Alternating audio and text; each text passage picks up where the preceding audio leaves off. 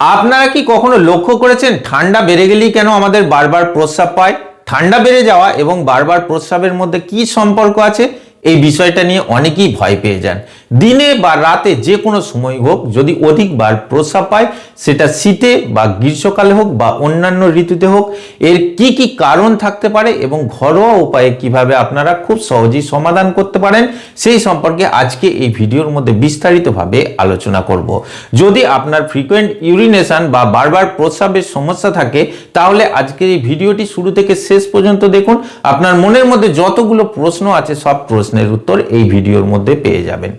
দেখুন, আমাদের এই সময় বা এই প্রচন্ড ঠান্ডায় যদি বারবার প্রস্রাব পায়, এর পিছনে কিন্তু কোল্ড ডায়োরেসিস নামে একটি প্রসেস আছে আমাদের শরীরের মধ্যে, সেটা অ্যাক্টিভেট হয়ে যায়। সেটা কিভাবে? যখন আমাদের ওয়েদারের টেম্পারেচার হঠাৎ করে নেমে যায় তখন কিন্তু আমাদের শরীরের যে হিট বা তাপমাত্রা আছে সেটাকে বাঁচানোর জন্য আমাদের শরীরের মধ্যে একটা ডিফেন্স সিস্টেম আছে, সেটা অ্যাক্টিভেট হয়ে যায়।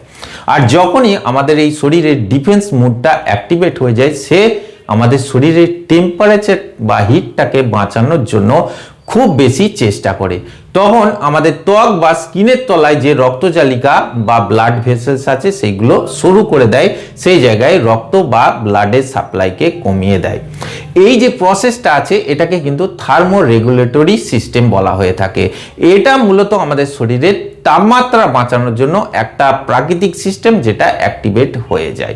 তখন হয় কি, আমাদের স্কিনের নিচে যে রক্ত যাওয়ার কথা সেগুলো সঠিকভাবে যায় না বা পাঠানো হয় না। সেই অতিরিক্ত রক্ত বা ব্লাডটা তখন আমাদের হার্ট, লিভার, কিডনি, এই যে মেজর বড় বড় অর্গানগুলো আছে এদের কাছে চলে যায়। আর যখনই আমাদের কিডনির কাছে অতিরিক্ত রক্ত যায়, কিডনি কিন্তু সবসময় সেই রক্তটাকে ছেঁকে বের করে দেওয়ার চেষ্টা করে। আর এই কারণেই আপনার বারবার প্রস্রাব হয়। বিশেষত এই দিনে বা রাতে যদি আপনার বারবার প্রস্রাব পায়, সেটা রাতে হোক বা দিনে হোক, যে কোনো বয়স্ক মানুষদের ক্ষেত্রেই হোক না কেন, এটা ভাববেন যে এটা কোনো রোগ না। এই সিস্টেমটাকে বলা হয় কোল্ড ডায়োরেসিস। এটা শীতকালে সাধারণত হয়ে থাকে। ছোট বড় বয়স্ক বুড়ো যে কোনো মানুষের ক্ষেত্রেই কিন্তু এই বারবারের প্রস্রাবের সমস্যাটা হতে দেখা যায় কোল্ড ডায়োরেসিসের কারণে। আর এর পিছনে এই যে কারণটার কথা বললাম, আমাদের শরীরের তাপমাত্রাটাকে বাঁচানোর জন্য বা রক্ষা করার জন্য এই ডিফেন্স সিস্টেমটা অ্যাক্টিভেট হয়ে যায়, যেটাকে কোল্ড ডায়োরেসিস বলা হয়ে থাকে। এই সিস্টেমটা চালু হয়ে যাওয়ার কারণে আমাদের শরীর কিন্তু বারবার ইউরিন তৈরি করে এবং আপনি বারবার প্রস্রাবে যান। অ্যাকচুয়ালি এটা কিন্তু আমাদের শরীরের তাপমাত্রাটাকে বাঁচানোর একটা প্রসেস। আপনার কাছে যেটা সমস্যার কারণ, আপনাকে বারবার ওয়াশরুমে যেতে হচ্ছে বা টয়লেটে যেতে হচ্ছে। আপনারা নোটিস করবেন যে যখনই এই ঠান্ডা বা শীতে আপনি ঠান্ডা জলে হাত দিচ্ছেন বা ঠান্ডা জলে স্নান করছেন, তখনই মনে হচ্ছে যেন প্রস্রাব পাচ্ছে বা আপনার ব্লাডার ফুল হয়ে গেছে। এক্ষেত্রে আরেকটি ব্যাপার কাজ করে, আমাদের ব্রেনের মধ্যে যে হাইপোথ্যালামাস লোকেশন আছে, সেই হাইপোথ্যালামাস লোকেশন কিন্তু আমাদের ব্রেনের যে থার্মোস্ট্যাট সেন্টার, যে তাপমাত্রাকে রেগুলেট করার জন্য সমস্ত রকম সিগন্যাল পাঠায়।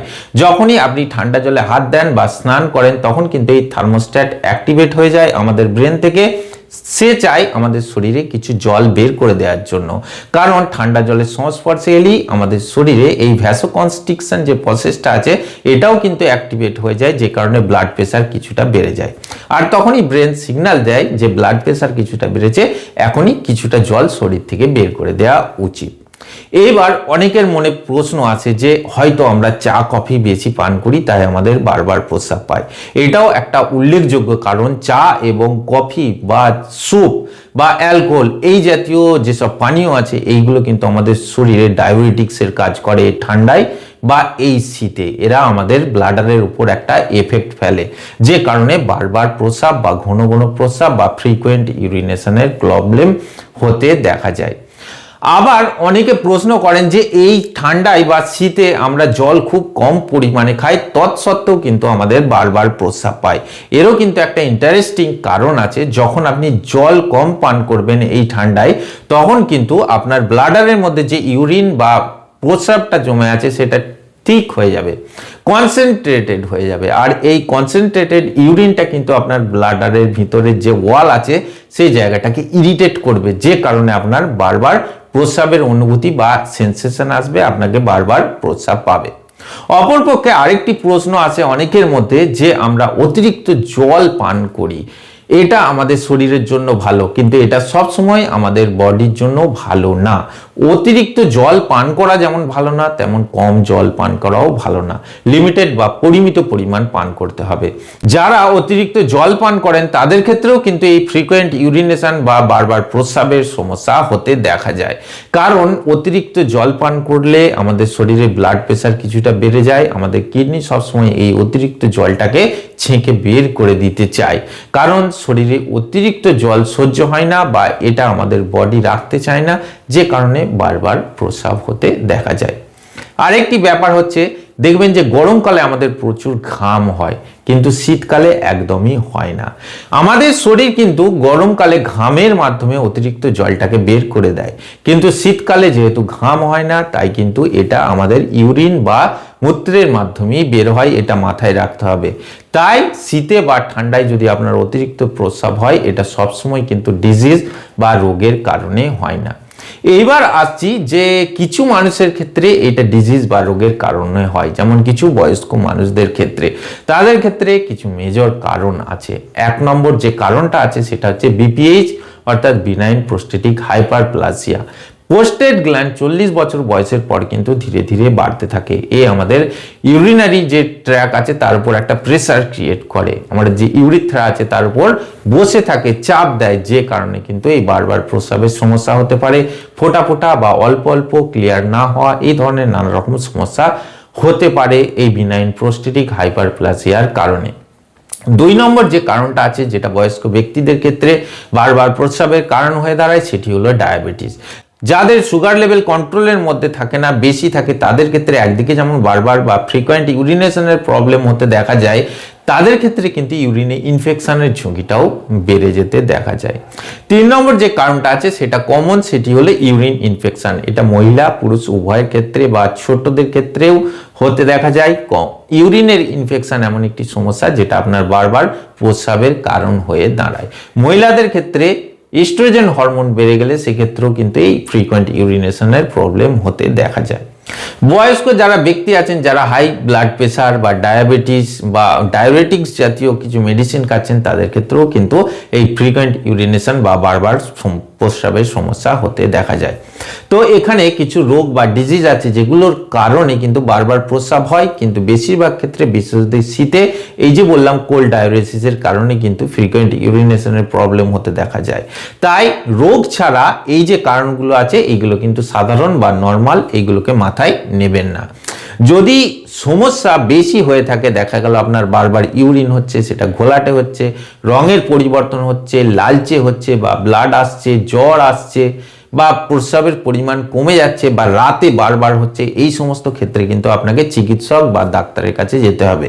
সেক্ষেত্রে একটি মাত্র সহজ ইউরিনের টেস্ট, যেটাকে ইউরিনারিয়ামি বলে, এবং একটি আল্ট্রাসাউন্ড করলেই কিন্তু আপনার এই বিষয়টা পুরোটা পরিষ্কার হয়ে যাবে যে ঠিক কী কারণে এই সমস্যাটা হচ্ছে।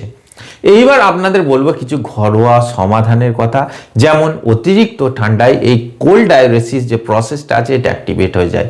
এটা থেকে বাঁচার জন্য আপনাকে চা কফি পান করা কমাতে হবে, আপনাকে শীতের পোশাক পরতে হবে, ইনারওয়্যার পরতে হবে, মোজা পরতে হবে, শরীরের টেম্পারেচার যেটা আছে সেটাকে মেনটেন করা শিখতে হবে। এটা কিন্তু খুব ভালো উপায়। 2 নম্বর হচ্ছে আপনাকে ওয়াকিং করতে হবে যাতে শরীরটা একটু গরম থাকে। এছাড়া লিকুইড যে কোনো আপনাকে পান করতে হবে, বিশেষত জল একবারে 1 লিটার না, বারবার অল্প অল্প করে সিপ সিপ করে সারাদিন ধরে পান করতে হবে পরিমিত পরিমাণে। এগুলো কিন্তু আপনার ইউরিনারি ট্র্যাককে ক্লিয়ার রাখতে সাহায্য করে। এইবার আপনাদের কিছু ন্যাচারাল উপায়ের কথা বলবো, তার মধ্যে 1 নম্বর হচ্ছে আদা। আদার মধ্যে অ্যান্টি ইনফ্লেমেটরি প্রপার্টি থাকে, যেটা আপনার ব্লাডারের যে ইনফ্লামেশন বা প্রদাহ আছে সেটাকে সুন্দরভাবে কমাতে সাহায্য করে। কারণ এর মধ্যে জিঞ্জারল বলে যে কম্পাউন্ডটি আছে, এর প্রবল রকম প্রদাহ বিরোধী গুণাগুণ আছে, এবং এর মধ্যে অ্যান্টিব্যাকটেরিয়াল বা অ্যান্টিমাইক্রোবিয়াল গুণাগুণও আছে, যেটা ব্লাডারের ইনফেকশনকেও কমাতে সাহায্য করে। তাই প্রতিদিন যদি আপনি 1 থেকে 2 বার করে আদা চা পান করতে পারেন, বা কাঁচা আদাও চিবিয়ে খেতে পারেন, বা আদার রস 1 চামচ বের করে তার সঙ্গে কিছুটা মধু মিশিয়ে, যদি ডায়াবেটিস না থাকে সেইভাবে খেতে পারেন, আপনার কিন্তু এই ফ্রিকোয়েন্ট ইউরিনেশন বা বারবার প্রস্রাব যাওয়ার সমস্যা থেকে আপনি মুক্তি পেতে পারেন।